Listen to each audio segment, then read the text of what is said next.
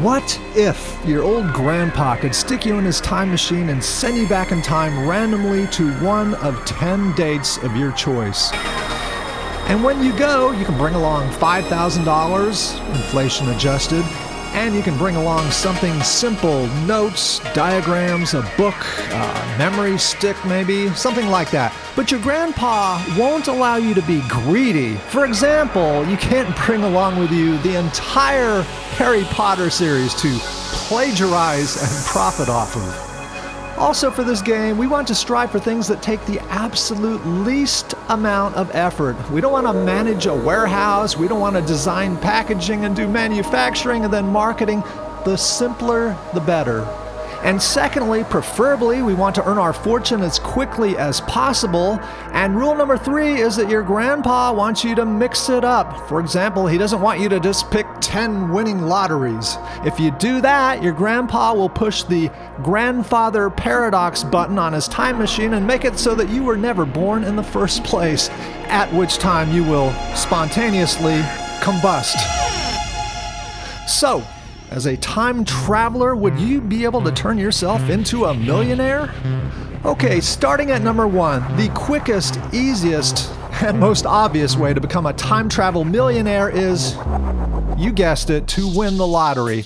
And on January 14th, 2016, the numbers were drawn for the largest lottery prize in history of $1.5 billion.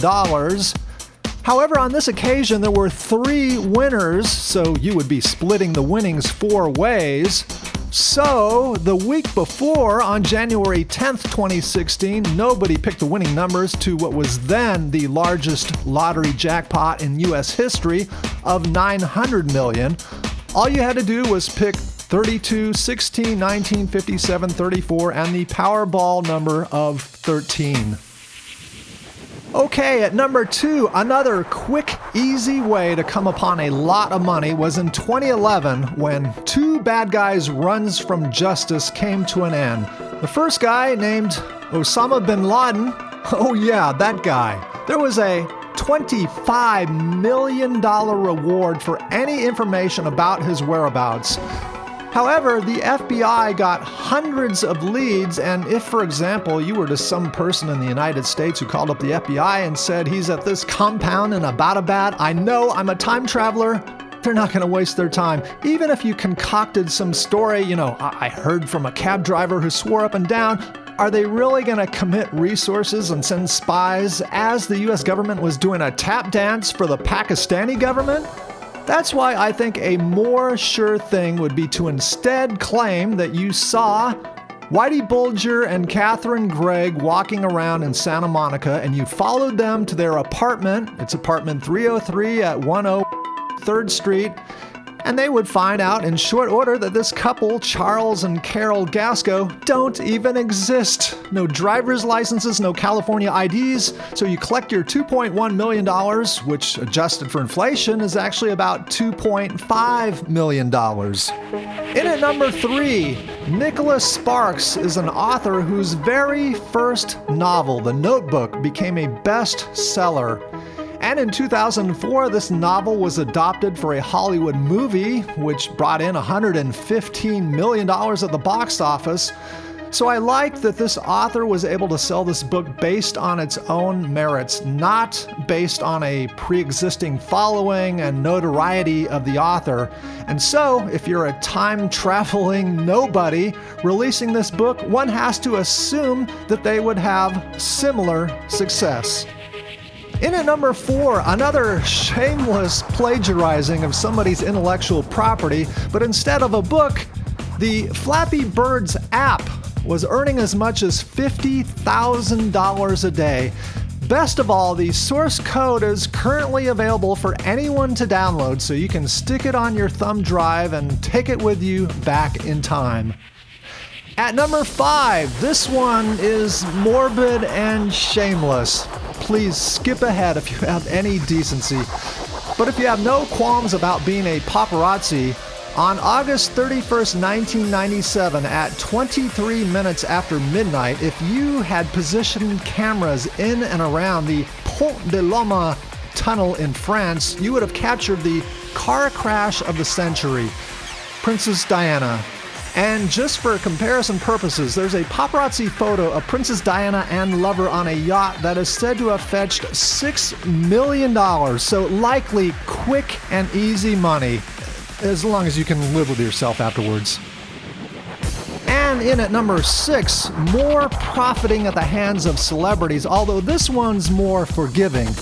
In November of 2005, Paris Hilton's storage unit sold for $2,775, and the buyer, Nabila from Storage Wars, broadcasted a live stream of the pouring through of its contents, charging $40 to anyone who wanted to watch. But really, the big payoff was in January of 2007 when the contents of the locker was sold to someone for $10 million.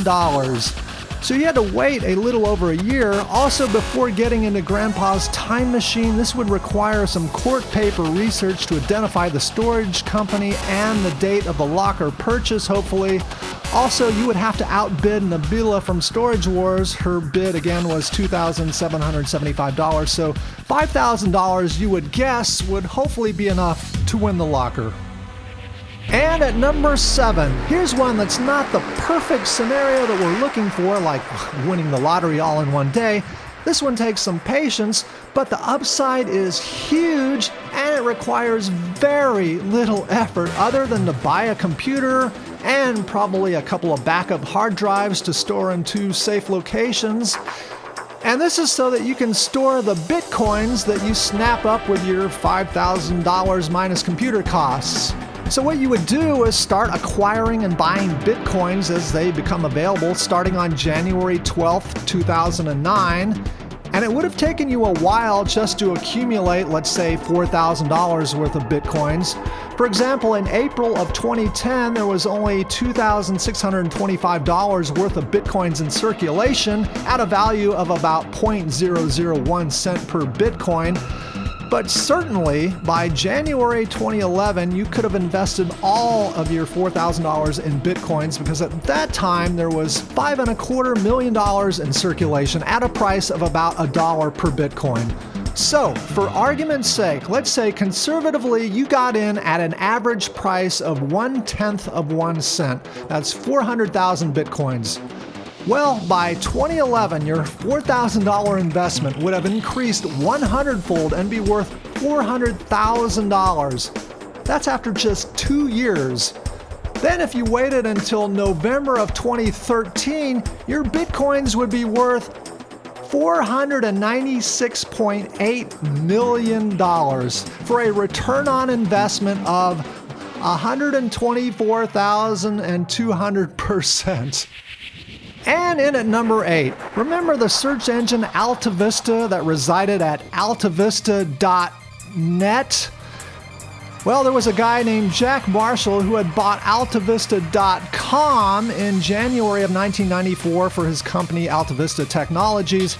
Now, he held on to it for 4.5 years before he finally sold it for reportedly $3.5 million in July of 1998.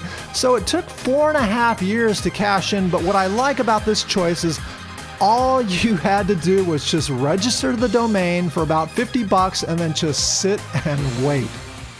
And in at number 9, if you don't mind traveling back in time to the 50s, this idea could make you very rich. And while we don't want to design packaging and do manufacturing and run a warehouse and do marketing, with a hula hoop you could file a patent on, then approach companies like Whammo for a licensing deal whereby you share in the profits while letting them do the work. Now, the hula hoop sold 25 million units in just its first 4 months of production alone, and 100 million were sold in just 2 years' time. So even if you earned just 1 cent in royalties per hula hoop, you would have become a millionaire. And back then, when adjusted for inflation, $1 million had a whole lot more purchasing power than it does today. And finally, just for fun, in at number 10, do you like to live on the wild side? And do you have the criminal connections to unload contraband? If so, this one's for you, because sometime during the night or early morning hours of Tuesday, September 3rd, 2019, a duffel bag full of 15 bricks of cocaine will be washing ashore on Cocoa Beach, Florida. And your job will be to grab that bag, then drive 20 miles to the south, where somewhere along Paradise Beach Park, one more last kilo will be waiting for you to grab. Just be sure to get there before morning, otherwise a Melbourne police officer on routine patrol is scheduled to find it. And so, if you collected all 16 bricks, the total value is said to be upwards of $480,000. However, you would have to sell those bricks and you would have to launder that money in order to make big purchases with it or to invest that money. So by the time you launder it and pay taxes, you might be down to just $250,000. So you know what? I would probably just skip the cocaine grab, but maybe you have some better ideas. Post in the comment section, and don't forget to subscribe through all of these platforms.